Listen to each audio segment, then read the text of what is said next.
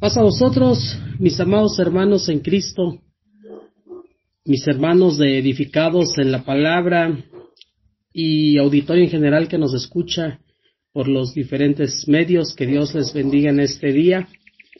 Hay una excelente noticia y una de ellas fue que hemos abierto nuestros ojos y que tenemos ese gran privilegio de poder escuchar la palabra de Dios. Quizás alrededor del mundo muchos no lo tuvieron, pero hoy Dios ha tenido la misericordia hacia nosotros y nos ha dado ese hermoso privilegio de poder compartir, pero también de poder escuchar la palabra de nuestro Dios. El eslogan, hermanos, que seguimos en su 9ª semana lleva por título El Éxodo.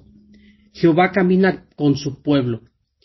Y fíjese que este eslogan, hermanos, que han elegido nuestros hermanos administradores, es algo muy cierto, porque el éxodo sabemos que es la salida, hermanos. Pero cuando nos dice Jehová camina con su pueblo, nos está enseñando, nos está mostrando que Dios, al momento de sacar a su pueblo de Egipto, nunca lo dejó solo. Siempre le dejó instrucciones para todo tipo. Y hoy, hermanos, hoy no es la excepción. Hoy vamos a mirar, hermanos, un tema de los materiales necesarios, hermanos, para edificar el tabernáculo. Materiales necesarios para edificar el tabernáculo. Pero a su vez, hermanos, una reflexión que Dios nos hace para el llamado a la mayordomía y dar voluntariamente con nuestro corazón. Un corazón dadivoso como el corazón de nuestro Dios. Si usted, hermano, hermana, ya está preparado, ya está listo, ya preparó su mente, ya preparó su corazón para escuchar la palabra de Dios, también prepare su Biblia y acompáñeme, hermano, en el libro del Éxodo, capítulo 25, versos del 1 al 9. Si ya lo tiene, dice de la siguiente manera. Jehová habló a Moisés, diciendo, di a los hijos de Israel que tomen para mí ofrenda. De todo varón que la diere de su voluntad, de corazón, tomaréis mi ofrenda. Esta es la ofrenda que van a tomar de ellos: oro, plata, cobre, azul, púrpura, carmesí, lino fino, pelo de cabras, pieles de carneros teñidas de rojo, pieles de tejones, madera de acacia, aceite para el alumbrado, especies para el aceite de la unción y para el incienso aromático, piedras de onice, piedras de engaste para el efod y para el pectoral. Y harán un santuario para mí, y habitaré en medio de ellos, conforme todo lo que yo te muestre. El diseño del tabernáculo y el diseño de todos los utensilios, así lo haréis. Fíjense cómo es que Dios, como dice el título, nos muestra a través de estos versos todos los materiales que se va a necesitar para edificar el tabernáculo de Dios. Y esto lo vamos a ir desarrollando verso por verso para ir viendo a qué se refieren cada una de estos utensilios, de estos materiales que se requieren, pero también hacer una reflexión de cómo es que quiere Dios que esté en nuestra vida para poder dar lo que Él quiere. Y es un llamado que nos hace a nosotros, a la mayordomía, y a dar con un corazón voluntario, con un corazón dadivoso, con eso, hermanos. Ahora bien, nosotros, hermanos, como seres humanos, necesitamos de muchos servicios, hermanos. Si nosotros requerimos un servicio para el agua, necesitamos ir a dependencias, a oficinas, para hacer un contrato y llegue el agua hasta nuestros hogares. Para que nosotros requieramos luz, de igual manera necesitamos ir a una dependencia para que hagamos un contrato y nos llegue la luz, y la luz en una excelente condición, así como el internet, que tenga alta velocidad y que tenga lo que nosotros requerimos para poder navegar a través de la red, hermanos. Cuando nuestro cuerpo, hermanos, se siente enfermo, débil, cuando quizás nos están saliendo partículas extrañas, anormales en nuestro cuerpo, hermanos, nosotros tenemos la necesidad de acudir a un médico, de acudir a un hospital, qué sé yo, hermanos, para que allá nos atiendan. O sea que nosotros, hermanos, estamos rodeados de necesidades. Necesidad de tomar agua, de comer, necesidad de vestir, de bañar. Y hay muchas demás necesidades, hermanos. Pero hablando, hermanos, de una necesidad, hermanos, espiritual, fíjese que el ser humano necesita la presencia de Dios, hermanos, en nuestra vida. Necesita a través de Dios respirar esa seguridad, hermanos, que solo nuestro Creador nos puede dar.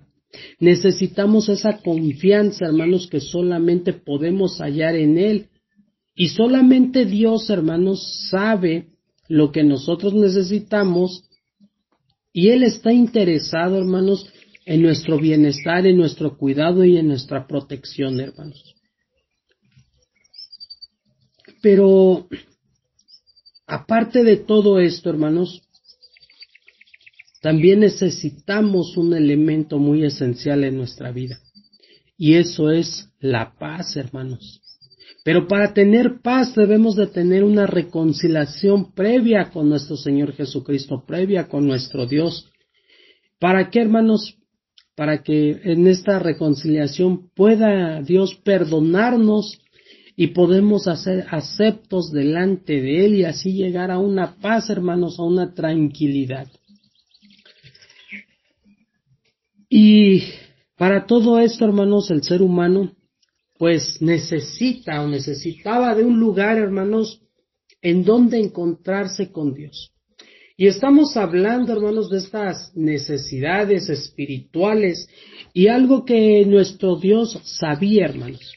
Y esa de las necesidades más importantes y más imperiosas del hombre, hermanos.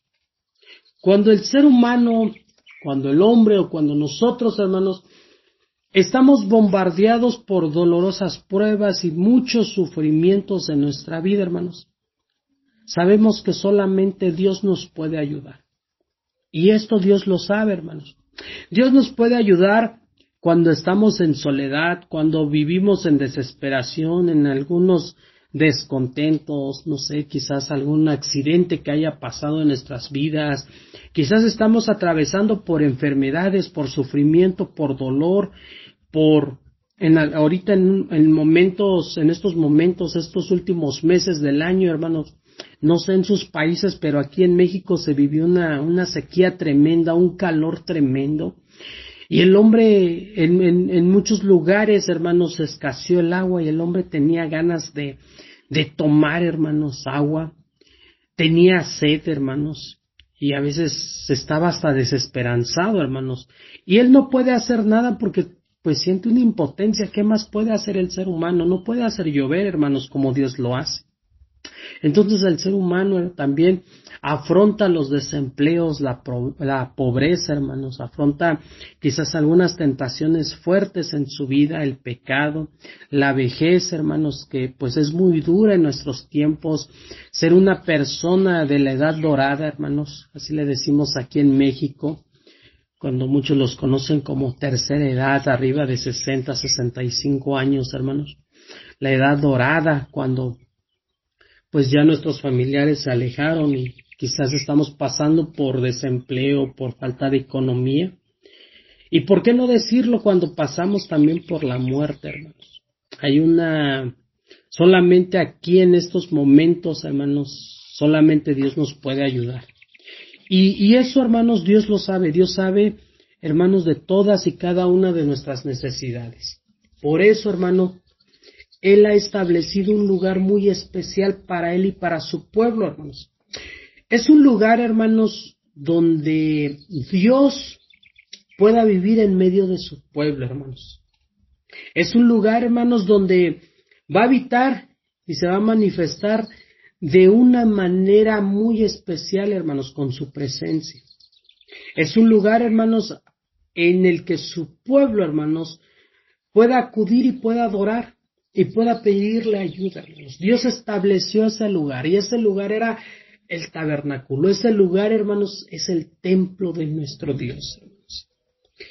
En ese lugar en el cual se llama tabernáculo, hermanos, eso es lo que vamos a ver precisamente hoy. Y el pasaje, hermanos, el que vimos, era eso, hermanos.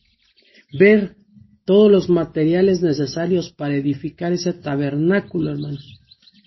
Y para que nosotros también podamos ser mayordomos de las muchas cosas que Dios nos ha dado. ¿Y quién más, hermanos, sino Dios? Dios es el único arquitecto, Dios es el que nos da todo, hermanos, Dios es el que hace todas las cosas que funcionen, hermanos.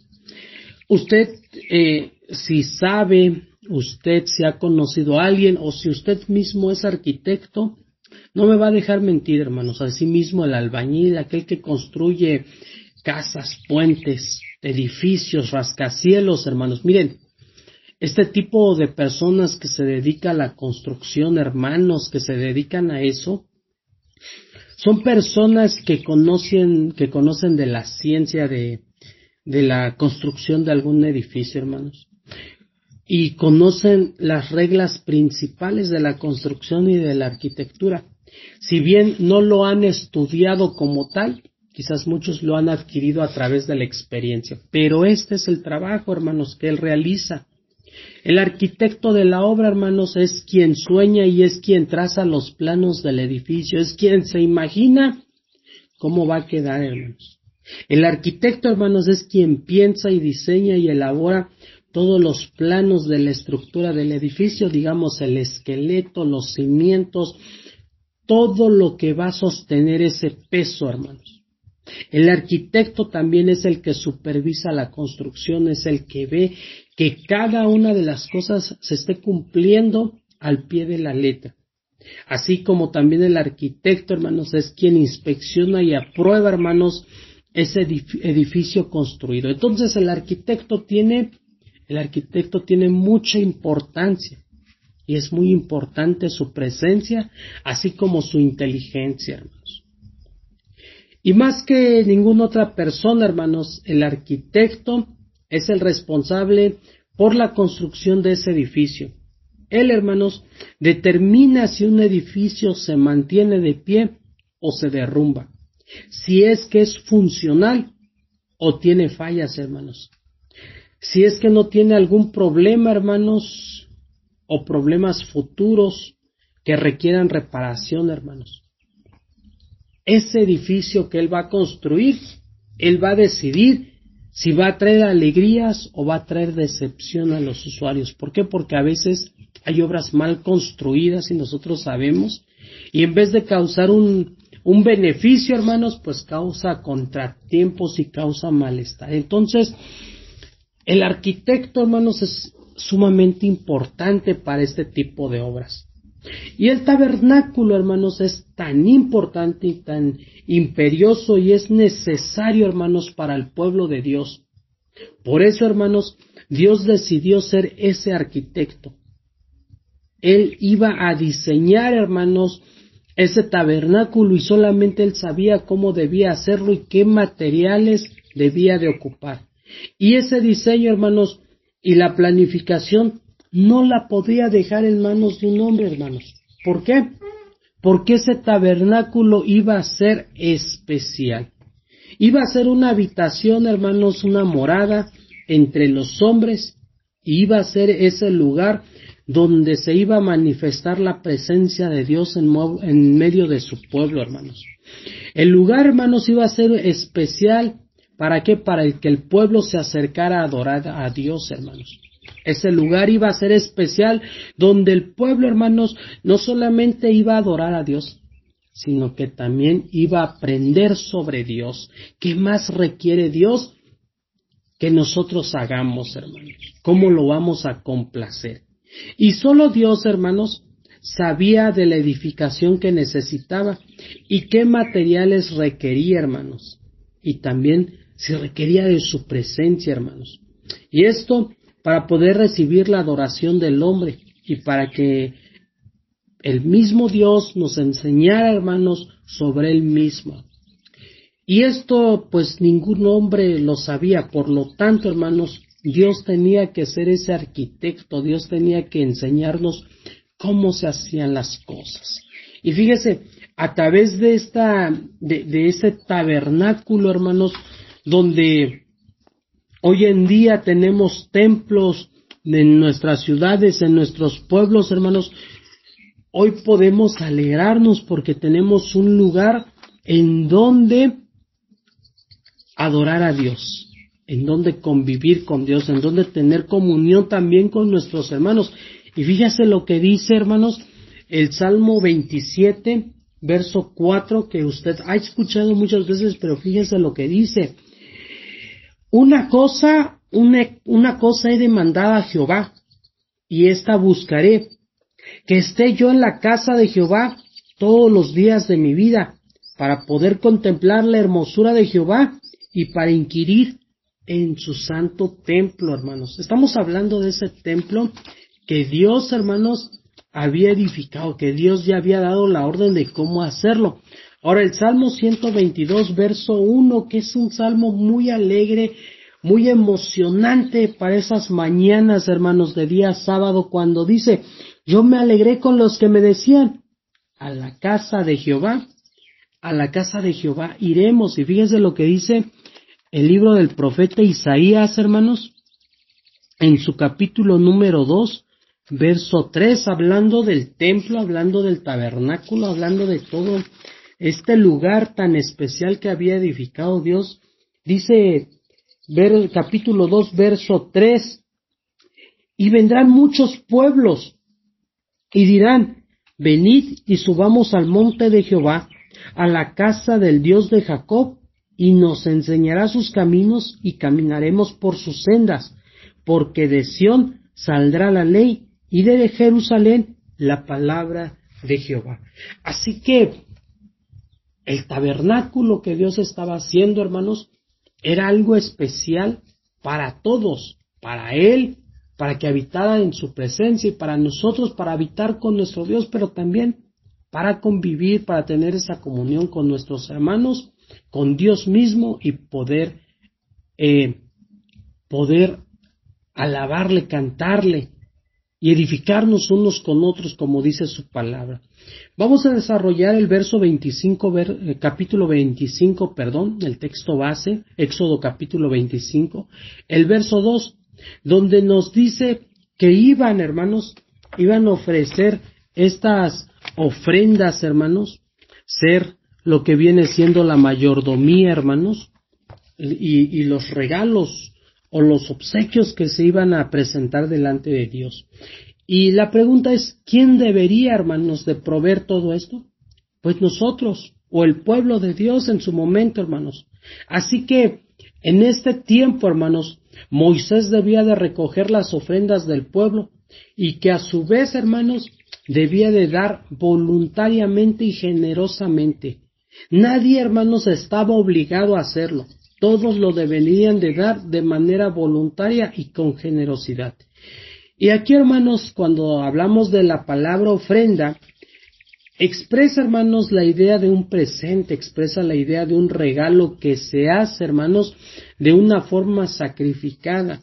Es la entrega, hermanos, de un regalo especial, de un regalo valioso y un regalo costoso, hermanos. Ahora bien, si nosotros nos ponemos a pensar, pero ¿cómo es que el pueblo de Israel, hermanos, o los israelitas iban a ofrendar a Dios? ¿Cómo lo iban a hacer si ellos estaban esclavizados más de 400 años, hermanos? ¿De dónde iban a sacar tales ofrendas, el oro, todo esto que Dios les pedía? Bueno, Pues antes, hermanos, junto antes de ser liberados los israelitas, Dios despertó, hermanos, en los egipcios un intenso deseo de hacer con ellos, hermanos, y una desesperación tan profunda que estuvieron, hermanos, acuérdense que los egipcios estuvieron dispuestos a pagarles a los israelitas para que se fueran. ¿Por qué? Porque Dios los estaba haciendo, pero de una manera brutal, hermanos. Por eso los egipcios, hermanos, dieron oro, dieron plata y dieron muchas otras riquezas. Y eso lo podemos constatar, hermanos, en Éxodo capítulo 12, hermanos, versos 35 al 36. Éxodo capítulo 12, hermanos, versos 35 y 36, que dice de la siguiente manera: E hicieron los hijos de Israel conforme al mandato de Moisés, pidiendo de los egipcios alhajas de plata y de oro y vestidos, y Jehová dio gracia al pueblo delante de los egipcios, y les dieron cuanto pedían, así despojaron a los egipcios. Así que en este momento, hermanos, el pueblo de Israel pues ya tenía cómo ofrendar. Dios, hermanos, Dios les se había encargado, hermanos, de suplir todas las necesidades de su pueblo. Por eso, ahora ellos ya tenían la oportunidad de poder ofrendar al tabernáculo, hermanos. Y hermanos, ese es el punto siguiente. Dios, hermanos, ya había provisto para el pueblo. Ahora sí, lo que tenían ellos que hacer, o lo que debían de hacer con Dios, hermanos, como ya tenían el dinero, ya tenían el oro, la plata y muchos otros bienes, Dios, hermanos, Dios ahora les estaba pidiendo, hermanos, pidiendo ¿para qué? Para que ellos devolvieran una parte de las riquezas de lo mucho que Dios ya les había dado. Pero para que ellos ofrendaran, hermanos, debía de tener requisitos. Debía de ser de una forma voluntaria, como dice el verso, no forzada, sino que voluntaria. Y esa invitación es para todos y cada uno de nosotros. Y también debería de ser de una forma sacrificada. Y como último, debería ser sin escatimar, hermanos, sin escatimar con los regalos valiosos y costosos. Simplemente dárselo todo a nuestro Dios. Y este pasaje, hermanos, que acabamos de leer, nos deja varias lecciones tan importantes. En la última instancia, hermanos, como podemos ver, todo lo que pueden tocar nuestras manos, hermanos, todo le pertenece a Dios. No hay nada, hermanos, que nos pertenezca a nosotros. Todo es de Dios y nosotros solamente somos mayordomos de su materia, hermanos. Dice Ageo, capítulo 2, verso 8, hermanos. Dice Dios, a través de este profeta: mía es la plata, mío es el oro, dice Jehová de los ejércitos. Así que de lo que Dios nos dio de su mano, nosotros se lo regresamos. Y el mejor regalo, hermanos, que podemos darle a Dios es nuestro corazón entero. Eso, hermanos, un corazón rendido a nuestro Dios, como lo dice Lucas capítulo 9, hermanos, verso 23. Lucas 9, 23 dice de la siguiente manera: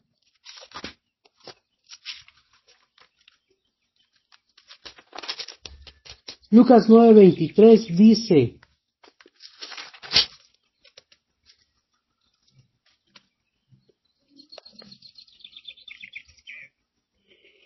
y decía a todos: si alguno quiere venir en pos de mí, niéguese a sí mismo, tome su cruz cada día y sígame. ¿Por qué? Porque muchas veces nosotros no estamos dispuestos a dejar la economía por nuestro Dios. Así que este pasaje nos invita a que si vamos a ofrendar hacia Dios, debemos, si queremos ir en pos de nuestro Dios, debemos de dejar todo lo material que nos impide, hermanos, que nos impide glorificar a Dios. De esto habla este verso ahorita en estos momentos, hermanos. Así que Todos y cada uno de nosotros tenemos algo que ofrecerle a Dios. No importa, hermanos, no importa si es mucho o es poco lo que nosotros poseemos. Dios solamente quiere que lo dé, pero que lo dé de todo corazón, así como dice Marcos capítulo 12, versos 42 al 43. Fíjese cómo lo dice Marcos, hermanos. Y esto vamos a hablar de un ejemplo de una viuda, de una mujer adulta, de la tercera edad. Dice Marcos capítulo 12, versos 42 y 43, que dice de la siguiente manera, la ofrenda de la viuda. Y vino una viuda pobre y echó 2 blancas, o sea, un cuadrante. Entonces, llamando a sus discípulos, les dijo, de cierto os digo que esta viuda pobre echó más que todos en el arca. Así que todos y cada uno de nosotros, hermanos, tenemos algo que ofrecerle a Dios. No importa que sea mucho, no importa que sea poco. El detalle es que vaya con ese corazón. Y debemos, hermanos, de compartir lo que Dios nos ha dado, nuestros bienes, lo que Dios ha dado por nosotros. ¿Para qué? Para ayudar a las iglesias, para ayudar, hermanos, a nuestros hermanos quienes están pasando por medio de alguna tribulación. Dice el libro de Hechos capítulo 2, hermanos, versos 44 y 45, que ya conocemos muchos de nosotros. Dice de la siguiente manera. Hechos capítulo 2, versos 44 y 45.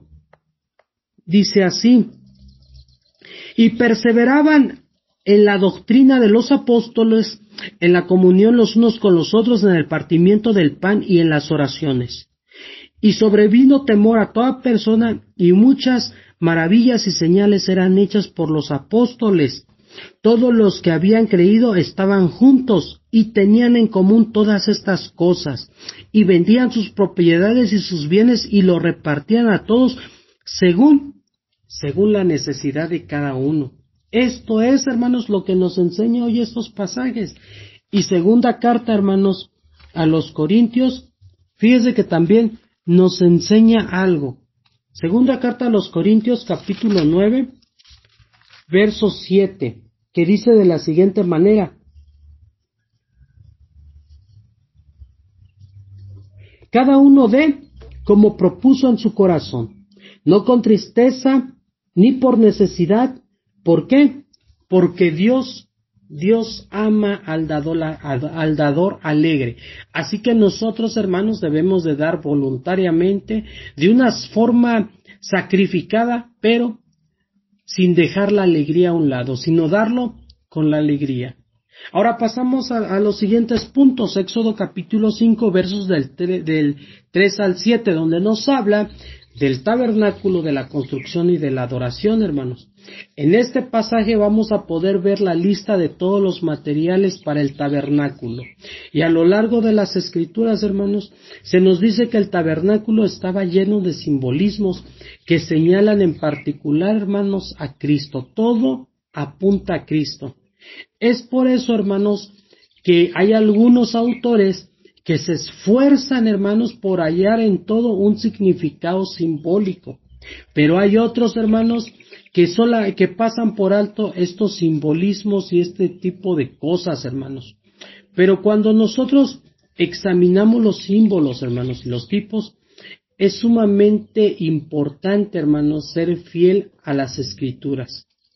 Jamás, hermanos, debemos de forzar ni de distorsionar para que nosotros podamos extraer algún significado, hermanos, que no esté dentro del pasaje, hermanos.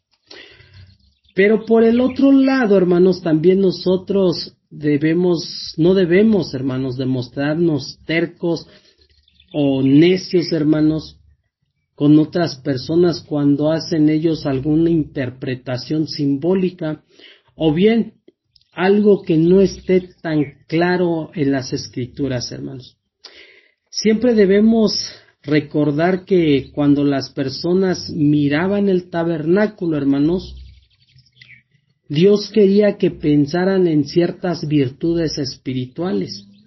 Cuando una persona, hermanos, veía los metales preciosos, los materiales valiosos y los hermosos colores del tabernáculo, hermanos, quizás Dios quería que en su mente se concentrara en las cosas espirituales.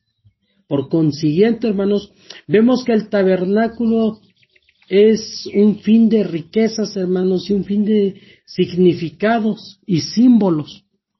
Que bueno, es bueno aclarar, hermanos, que el ser humano, aunque no lo especifica, hermanos, en la Escritura, el ser humano se ha esforzado en hacerlo, en verlo, hermanos, de una forma para poder interpretarlo de una forma simbólica y clara, hermanos.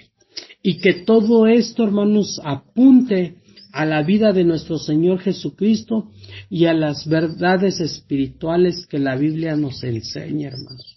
Ahora bien, si nosotros vamos a considerar los materiales que se emplearon, vamos a tener que reflexionar un poquito en ellos. ¿Por qué? Porque se muestran diferentes materiales. ¿Está usted listo? Vamos a verlo. Dice que primero se utilizó, hermanos, el oro, la plata y el bronce. Si nosotros nos vamos a los significados de cada uno de ellos, hermanos, podemos ver, hermanos, que el oro es un símbolo, pues, de valor del material, hermanos, de aquello que es preciado y valioso, y sobre todo lo demás, hermanos, de todas las demás posesiones, el oro es quien tiene, pues, mayor aprecio hacia todas las personas. Y en la Escritura, hermanos, es un símbolo de gran valor de nuestro Señor Jesucristo, de su deidad y de su justicia. Y esto, hermanos, lo podemos ver en el libro de Apocalipsis, hermanos, en su capítulo número 3, verso 18, que dice de la siguiente manera. Apocalipsis capítulo 3, verso 18, dice así: por tanto, yo te aconsejo que de mí compres oro refinado en fuego, para que seas rico, y vestiduras blancas para servirte, y que no se descubra la vergüenza de tu desnudez, y unge tus ojos con colirio, para que veas. Por eso dice, yo te aconsejo que de mí compres oro refinado. Ahora bien, la plata, hermanos, la plata también es un símbolo de la redención. Es el símbolo del rescate de un alma por medio del pago de la expiación, hermanos. Y esto lo podemos ver en Números, hermanos.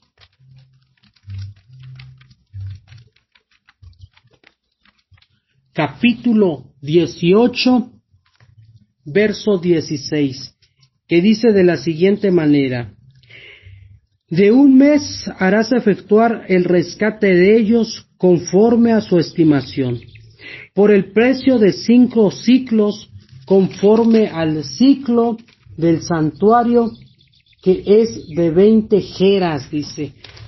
Aquí estamos hablando de ese rescate de un alma cuando se pagaba la expiación, hermanos, y esto es lo que representa la plata. Y el bronce, hermanos, o el cobre, es un símbolo de la muerte de nuestro Señor Jesucristo. Y aquí, hermanos, cuando hablamos de la muerte o el símbolo de la muerte de nuestro Señor Jesucristo, es de la que Él cargó en el juicio del pecado, hermanos, por pagar nuestros pecados como hombres, tal como nosotros lo apreciamos en el altar, hermanos, de bronce, el lugar donde se sacrificaba el cordero en el holocausto por el pueblo, hermanos. Y esto lo podemos ver en Apocalipsis capítulo 1, Apocalipsis capítulo 1, verso 15, que dice de la siguiente manera. Apocalipsis 1:15 dice: y sus pies semejantes al bronce bruñido, refulgente como un horno, y su voz como estruendo de muchas aguas.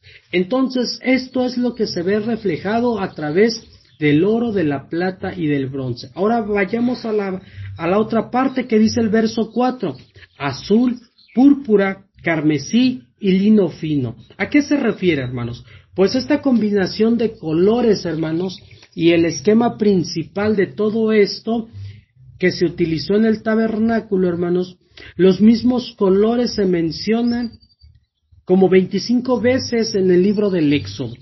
Pero fíjese, ¿qué significa cada una de esas cosas? ¿O a qué la podemos hacer semejantes? El color azul, hermanos, es el color de los cielos. Por lo tanto, se dice que el símbolo es del carácter celestial de Cristo. Así se puede manejar. Vayamos a Hechos capítulo 7, hermanos. Hechos capítulo 7, verso 26, que dice de la siguiente manera.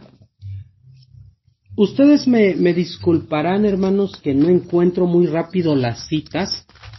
Y esto es, hermanos, porque mi Biblia es nueva. Y yo le agradezco mucho al hermano quien me la hizo llegar. Fue un regalo y no hay nada más precioso que la palabra de Dios. Y bueno, la estamos utilizando. Y por eso se me complica un poquito encontrar los versos. Todavía no me acostumbro a esta Biblia tan hermosa que me regalaron. Que Dios bendiga a nuestro hermano quien me hizo llegar esta Biblia, hermanos. Hechos capítulo 7, verso 26, dice de la siguiente manera, hermanos. Y al día siguiente se presentó a uno de ellos que reñían y los ponía en paz diciendo: varones hermanos sois, ¿por qué os maltratáis los unos con los otros? Dice, ¿por qué los maltratáis los unos con los otros? Entonces el que maltrataba a su prójimo le dijo rechazando: ¿quién te ha puesto por gobernante y por juez con nosotros? Aquí, hermanos, nosotros estamos viendo cómo es que es un símbolo que estamos viendo. ¿Por qué? Por el carácter azul, que es lo que nos está mostrando. Ahora bien, el color púrpura es el color de la realeza. Por lo tanto, hermanos, es el símbolo de Cristo como Rey de Reyes y Señor de Señores. Y esto, hermanos, lo podemos ver en el Evangelio de Marcos, capítulo 15, versos 17 y 18.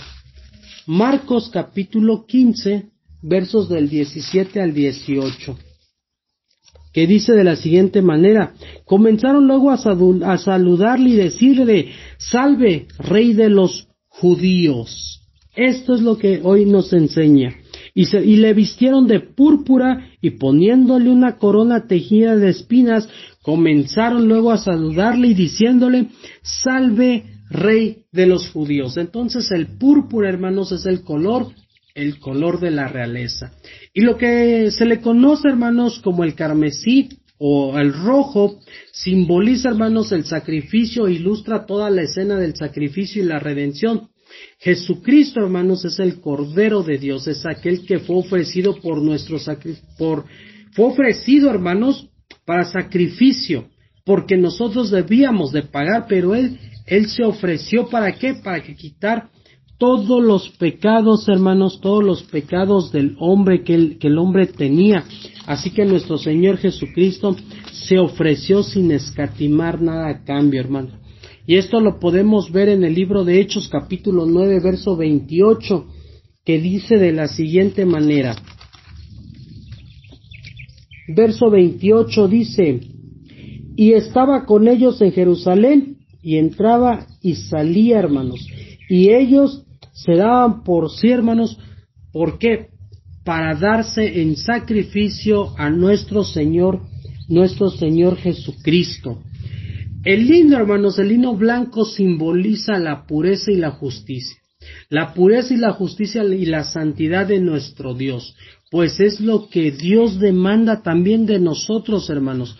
Que nosotros seamos puros, que nosotros seamos santos y que nosotros, hermanos, nos rijamos por esa justicia que Dios nos enseña. Y esto lo podemos ver, hermanos, en Apocalipsis capítulo 4, verso 4, que dice de la siguiente manera: y alrededor del trono había 24 tronos, y vi sentados en los tronos 24 ancianos vestidos de ropa blanca con coronas de oro, y en sus cabezas, dice, y de él salían relámpagos y truenos y voces, y delante del trono ardían 7 lámparas de fuego, las cuales son los siete espíritus de Dios. Dicen que venían vestidos de blanco, hermanos. Así que también, hermanos, dice que se utilizó el pelo de las cabras, hermanos.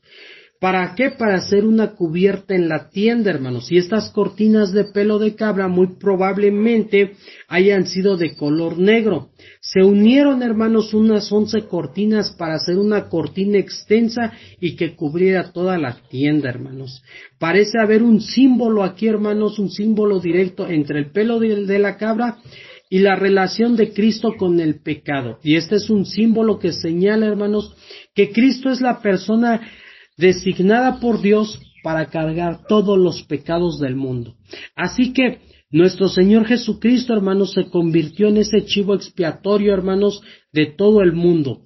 En un lugar, hermanos, de permitir que el aguijón del pecado siguiera amenazando a los pecadores, nuestro Señor Jesucristo, hermanos, se ofreció a sí mismo como sacrificio, como el sustituto y el salvador del mundo. Él fue, hermanos, quien cargó nuestros pecados, quien cargó el pecado de todo el mundo a través, hermanos, a través de todas las generaciones. Y esto, hermanos, lo podemos constatar en el capítulo 1 de Apocalipsis, verso 5, que dice así: y de Jesucristo es el testigo fiel, el primogénito de los muertos y el soberano de los reyes de la tierra, el cual nos amó y nos lavó de nuestros pecados con su sangre, hermanos. Eso es lo que hizo nuestro Señor Jesucristo con nosotros. Ahora, hermanos, también nos señala que dice que debe de tener, hermanos, pieles de carnero teñidas de rojo. En esto, hermanos, hay un comentario que pude extraer, hermanos, que dice que estas pieles de carneros eran de la siguiente manera. Eran pieles, hermanos, de los cuales se les quitaba la lana y luego se teñían de rojo. Eran parecidas, hermanos, a lo que nosotros llamamos cuero marroquí. El propósito de estas pieles de carnero teñidas era servir como cobertura protectora de toda la tienda. ¿Por qué, hermanos? Porque se la extendía entre la capa del pelo de las cabras y las pieles de los tejones o marsopas. Estos tejones, hermanos, o marsopas que nos habla en el verso 5, el origen, hermanos, de esta cubierta externa para el tabernáculo probablemente haya sido del Mar Rojo. Era una piel duradera y muy resistente de cambios climáticos, ideal para proteger la tienda del calor del sol, las lluvias torrenciales y las despiadadas tormentas de arena que azotaban en el desierto, hermanos. Fíjense cómo todo estaba bien planeado, hermanos. Ahora bien, vamos a ver la madera. ¿Por qué? Porque la madera es algo importantísimo. Lo que habla el verso 5 de la madera de acacia, hermanos. Dice que esta madera, hermanos, era de la llanura de Moab. Era una corta distancia del noreste del Mar Muerto. La madera de acacia provenía de un árbol que florecía en el desierto. Era una madera, hermanos, extremadamente dura y resistente, de un color, hermanos, que mezclaba entre tintes marrones y naranja, hermanos. Durante el periodo del Antiguo Testamento, esta madera, hermanos, era muy abundante, ya que crecía en arboreadas orillas de corrientes de agua que eran de un curso muy rápido. Era la elección del artesano, hermanos, de un artesano que tenía tanta experiencia de decir, con esta madera voy a construir muebles. ¿Por qué? Porque era una madera que estaba dura y que tenía, hermanos, como se le domina aquí, una madera incorruptible.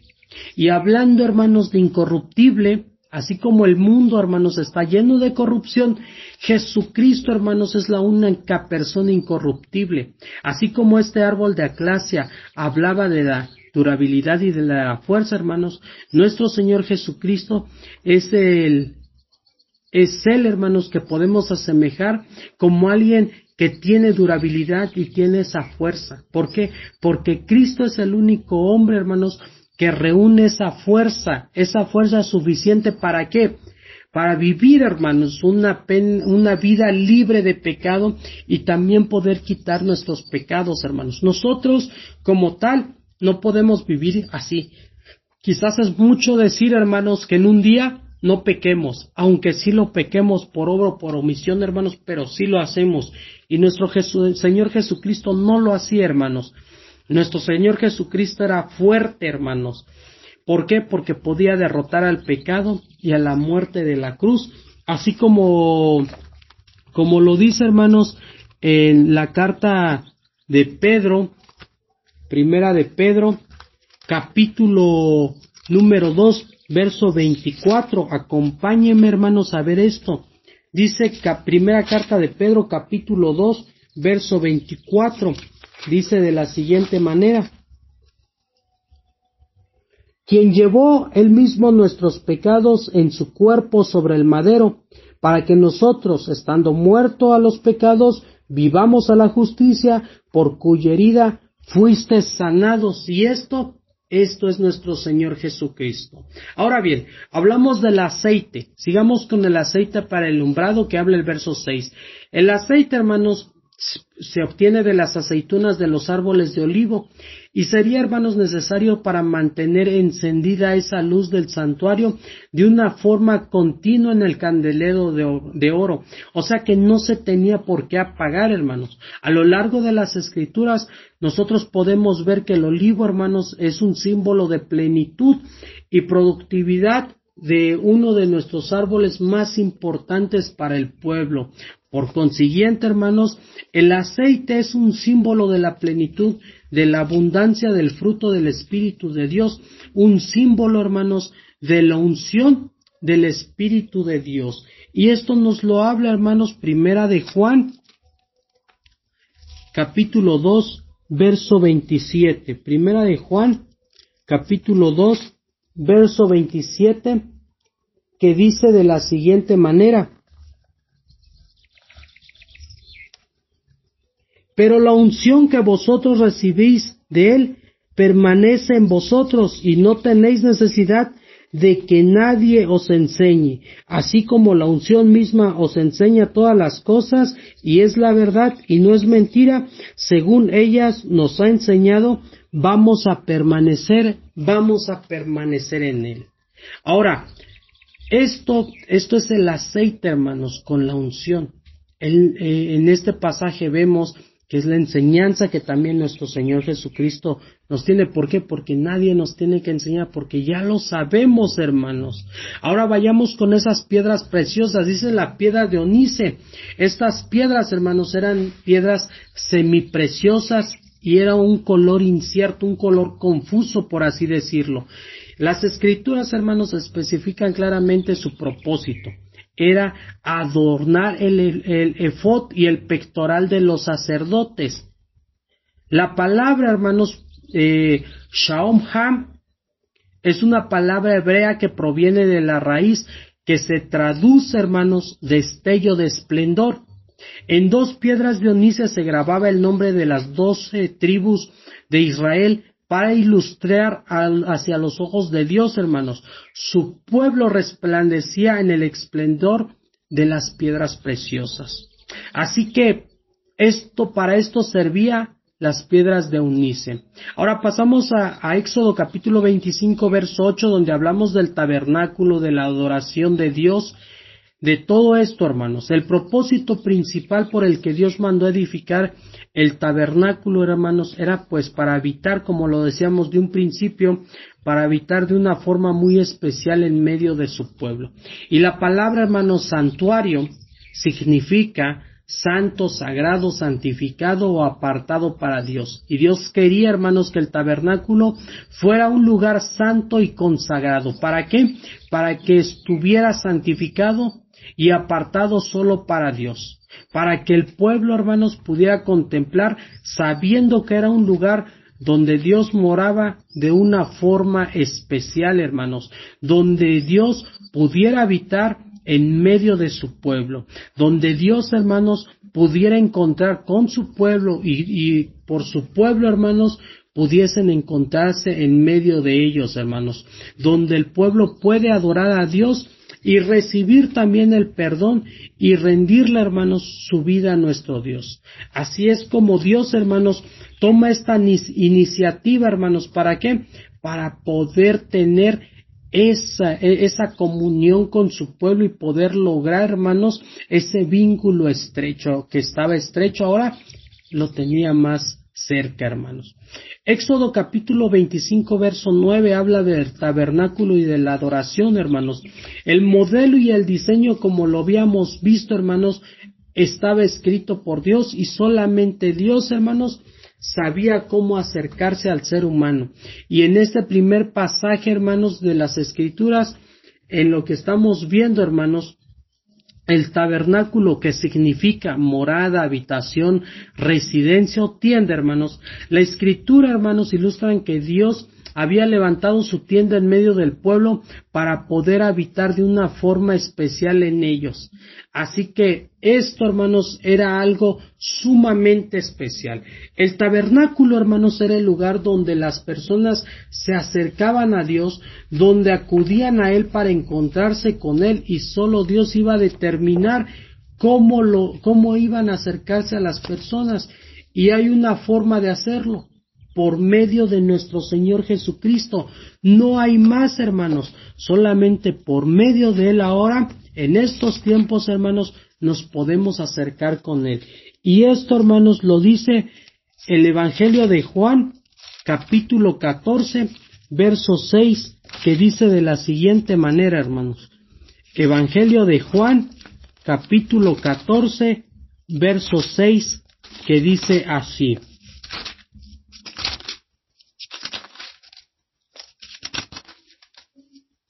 Dice así: Jesús les dijo: yo soy el camino, la verdad y la vida, y nadie viene al Padre si no es por mí. Así que Dios, hermanos, Dios descendió a la tierra para habitar entre todos nosotros, pero lo hizo a través de nuestro Señor Jesucristo. Y en Cristo, hermanos, Dios se ha acercado al hombre. Ahora podemos decir, hermanos, o podemos acercarnos a Cristo y a Dios. Podemos, hermanos, salir a su encuentro porque Dios nos está llamando a cada instante, y ahora nosotros debemos de acudir a su llamado. Dios y el pueblo, hermanos, se encuentran en el santuario, que es la santa persona de nuestro Señor Jesucristo. Y esto, hermanos, a manera de conclusión, Evangelio de Juan capítulo 1, verso 14, que dice de la siguiente manera: este es el quien yo decía, el que viene después de mí antes de mí, porque él era primero que yo. Esto es lo que dice: y aquel verbo fue hecho carne y habitó entre nosotros, y vimos su gloria como el unigénito Hijo del Padre, lleno de gracia y lleno de verdad. Mis amados hermanos, yo les agradezco por su paciencia, yo les agradezco, hermanos, por su atención, y porque Dios ha mostrado su amor y su misericordia al acercarnos a cada uno de nosotros. Muchas gracias, hermanos, por permitirnos dejar entrar en sus hogares. Que Dios les bendiga, y siempre nuestro ruego, nuestras oraciones hacia ustedes y a sus familias. Ha estado con ustedes su hermano en Cristo, Lenin Gómez, desde la Ciudad de México. Que Dios les bendiga y paz a vosotros.